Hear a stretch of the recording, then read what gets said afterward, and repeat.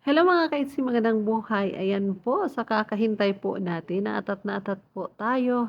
Hanggang ngayon ay wala pa ring upload si Kalingap Rab sa ah, part 48. Ganun pa man, balikan po natin panoorin ang upload ni Kalingap Rab doon pa rin sa Ethan's birthday ni Pau Pau. At doon guys, talaga namang makikita nyo doon sa paper dance na grabe talagang mahigpit na talaga ang pagkayakap ni Beyonce kay Ido, 'no? Doon mo talaga sila makikita na hindi na sila naiilang sa isa't isa. And siyempre, um, part po 'yun ng laro pero iba pa rin yung, may charisma kumbaga.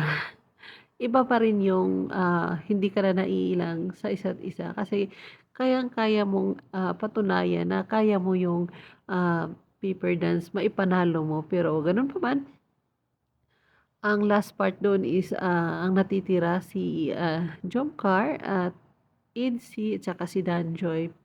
Siyempre andun talaga si, Paw at saka yung, Idpaw nga. So yun, unang bumigay si Jomar, tapos sumunod naman si Papa Dan and siyempre sa medyo matagal-tagal kasi po yun kaya, medyo, mabigat na rin, bumibigat na rin si Baby Beyonce.